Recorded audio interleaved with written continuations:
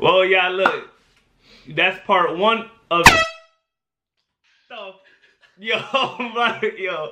Back on we double it back. Tryna get straight to the point though. I'm never gonna lose to you bozos. I dropped out of school and then I went ghost. A nigga was losing his mojo. Now watch me get paid off the float though. Watch me get booked and sell out. Yo, what's good, guys? Yo, boy, BBQ, aka Boyo Reacts in the building. Whew, I haven't done this shit in a while. And it's your boy, Mandy, aka McLovin, aka the ladies man in the building. Let's get it. And today, yo, we're gonna be reacting to some scary animated stories, yo. Let's get it. Let's get right into it. Gotta be daylight. Let's get right into it. It was the summer after graduation, and Jennifer was up late packing for a camping trip with her friends. She had the window open as she sat there folding clothes when she suddenly saw a hand coming through the gap in the screen of her window. Jennifer screamed and the hand flew back. She was stunned, but it could have just been her younger brother pranking her. She got up and looked out the window and saw the figure of a man staring back at her. Jennifer ran into her brother's room but saw him there, playing video games. They called the police, who came and searched the area, but they found nothing. Officers warned her and her parents to lock the windows and doors, but the mother had a feeling that he would come back, and as it turns out, mother's intuition was right. She went outside and waited in the back porch, and after 20 minutes, she saw a man dressed in black in their backyard. He hid behind a tree and slowly worked his way towards Jennifer's window. Like, bitch! The mother yelled something to the stranger and he took off running. Police came back out and again, what if he got a shotgun off and it's over? Jennifer never opened that window again, not even the curtains. Her parents installed some motion detecting lights, and that seemed to be the end of that. About 6 months later, Jennifer and her friend got an apartment downtown together, excited as this was their first place outside of home and they are finally living in the city. The downside was that it was street parking only, and after a few weeks, Jennifer's car was broken into. Oddly enough, nothing was taken, but a single rose was sat on the passenger seat. What the hell? This creeped her out for sure, but she vowed to be vigilant. I know she's and shook safe. right now. She always tried to park close to the entrance near the lights, but it was often difficult to get those spots, and she would have to park farther away. I don't blame him. Things quickly began escalating at this point. Jennifer's car was broken into at least once a week. Most of the time, a flower was left, but once a pair of men's underwear was there instead. And even more strangely, a bag of Tootsie Rolls, weird because it was her favorite candy. Fucking Candyman? This made Jennifer wonder if the person knew her personally, and she started to become suspicious. My car can get it. There was a laundry machine in the basement of the apartment, and one day Jennifer went down to get a load that finished drying. As she started to fold, she realized that all her bras and panties were gone. By the time the first letter arrived, she had already started making plans to move elsewhere. The letter described a love for her that had been going on for years. He noted things that proved he had been watching Jennifer closely.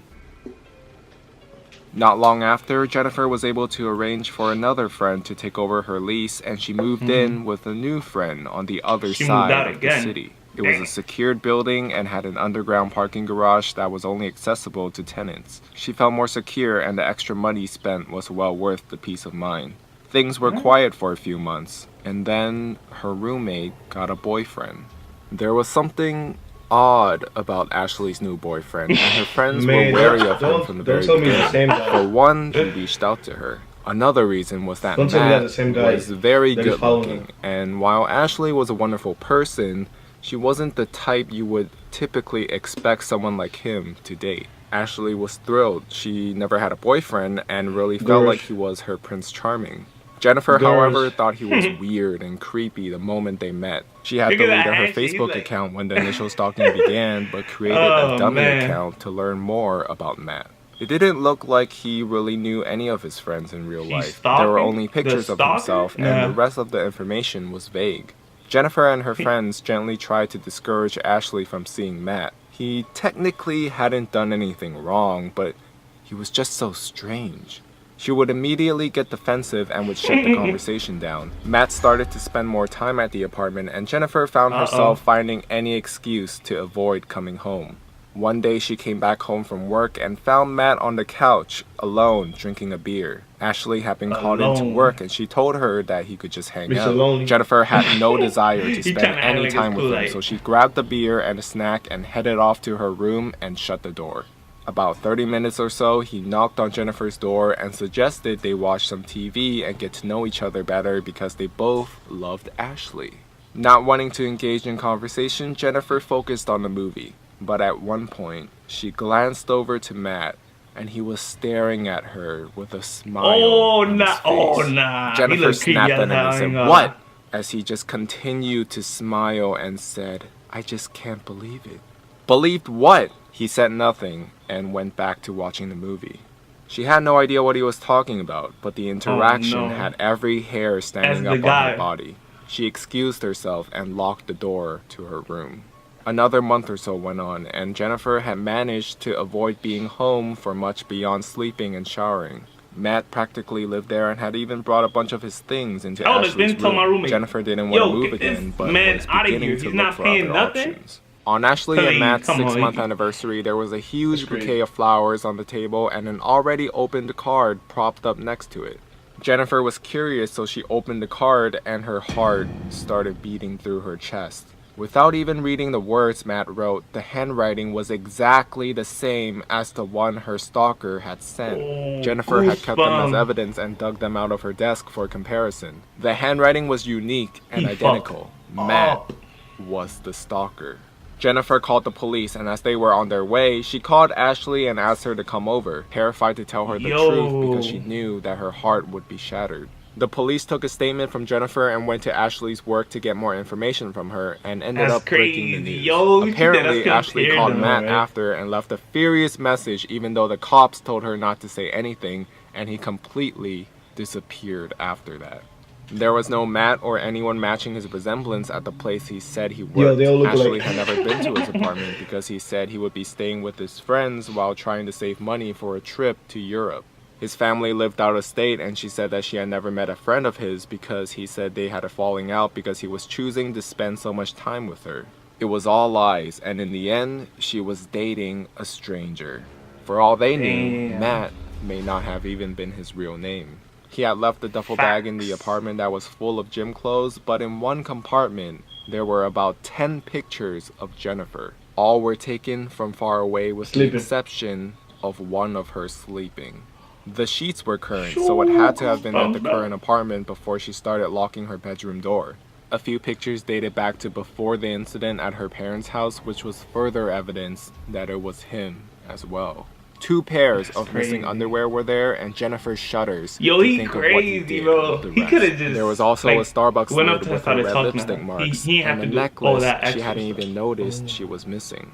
The police never tracked him down.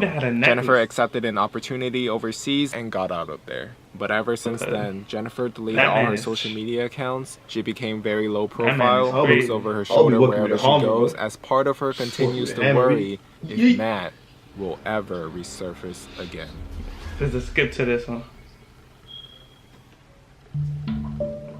Ex-boyfriend threatened. Leah was a teenager living in New York. She was a competitive athlete in high school, and with recruiting season a year away, she was under tremendous pressure to perform well in her sport as well as in the classroom. She was struggling to keep up with calculus at the time, so her mother suggested that she get a tutor. Leah had been going to him regularly, probably 3 times a week for a month, before she met Josh. Josh had the tutoring session after, and they would cross paths every week. It had never been more than a glance and a smile, as she was incredibly shy and terrified of boys. One day, her tutor had to change his schedule and decided to book them together. Leah was shocked and delighted when Josh started chatting with her afterwards and asked for her phone number. Eventually, they both began dating. Josh went to a Catholic school in another town, but because he lived in the same town as Leah did, he took the bus every morning from her school to his. This gave them most mornings together, and he was able to meet Leah's friends. She was a little taken aback when they didn't seem to like him. Leah realized that she's been spending less time with them and assumed they were just jealous that she had a boyfriend. As time went on, things got more serious in the relationship, and that's when things began to change. While they always talked regularly, Josh started getting over the top about staying in contact with Leah.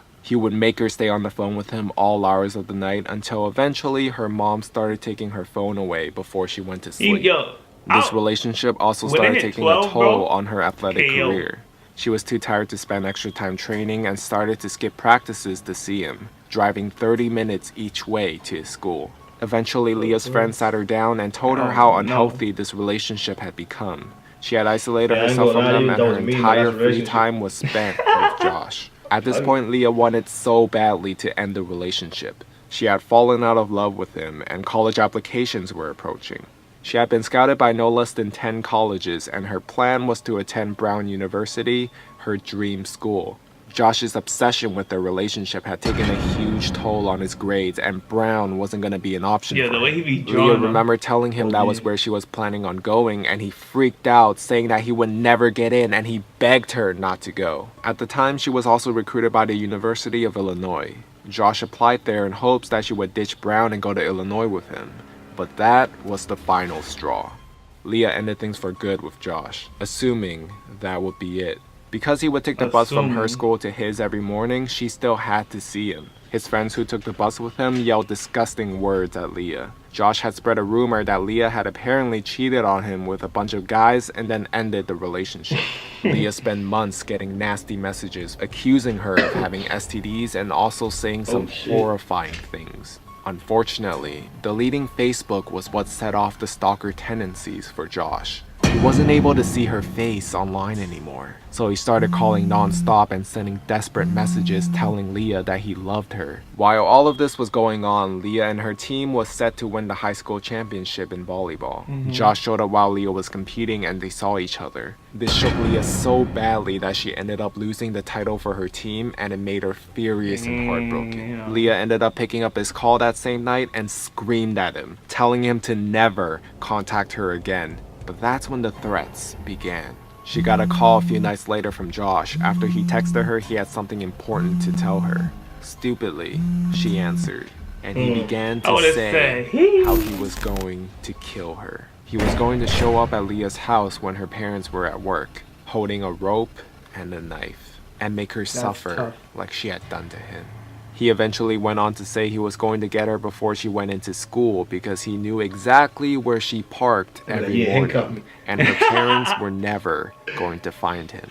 But what Josh didn't realize was that she had recorded what was being said the entire time and had it taped onto her phone. That's what you call Leah hung up once she felt he'd said enough. The next morning, she went into school extra early, much earlier than she figured he'd be there. Leah showed the school advisor the recording. She felt a deep-rooted shame as her mom listened to the recording like she had done something to bring this onto herself. The advisor was so alarmed that he told her to go to the police immediately. Leah and her mother sat in the police station all day explaining the story of her relationship with Josh and how it got to this point. The police then drove to his high school and arrested him while he was in class. As she was bringing food back to the police station for herself and her mom, she saw Josh in handcuffs.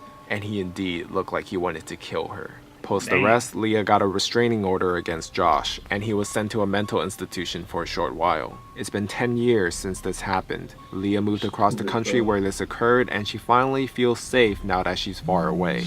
But anytime she gets a blocked call or text from a number she doesn't know, a thought goes through her head that it's him. That is him. That is him, bro. You better not pick up no private call. She's not living in peace. I was texting this girl I met through Tinder and I finally asked if she wanted to go out for dinner. She replied and said yeah, so I picked her up and we got to the restaurant. Things were going well. It was our first time meeting in person. We started talking about our favorite shows, which led to the topic on movies. Nothing suspicious about this girl.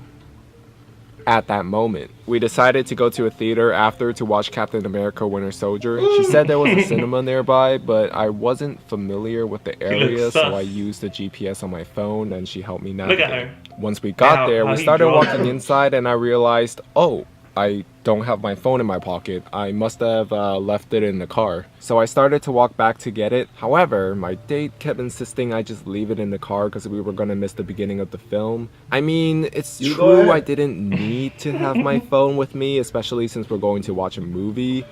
But for some reason, I was feeling very paranoid about it, and I just got this new phone about a week or so. We went back and checked the car for about 10 minutes, but I couldn't find it. I That's asked right, her he to lost check the her rate 4 jacket points. in her bag, but she said Four, it he wasn't lost there. 4 already. A couple parked next to us, so I asked them to ring my number because I couldn't find it. And would you believe, it started to ring, but it was obviously coming from my date's handbag. Oh, yo, I know she was shitting herself Very crazy, interesting. Bro. I know She took she my was phone sweating. out and said, "Oh, I must have missed it." I thanked the couple and locked my car, and as I turned back around, she was walking the other way, so I ran up to catch up and asked what was going on, but she was being very dismissive and was barely talking to me. That's when I realized this wasn't an accident. This woman was trying to steal my phone. If this had gone according to her plan, she could have just pulled the, "Oh, I need to go to the restroom" excuse and left during the movie. Ow. There's a big At chance least. that she's done this with other people in the past and will continue to do so in the future, and just waiting for her next victim. So that was the last time I saw that woman, and I just drove One home point, with man. her. See you later, thief. Yeah. When I Yo, He's yeah. like, see you later. Oh, man. Yo, but I'm done. Well, yeah, look. That's part 1 of. So, yo, bro, yo. You know, like, this part 1 of a series of creepy animated videos. If y'all guys want to see part 2 or 3, I need at least 10 to 20 likes on this video. It's not a lot. Not a lot, man. Not a lot. Not a So, lot. it's your boy, BBQ, and Mac Lovin', and I'm out.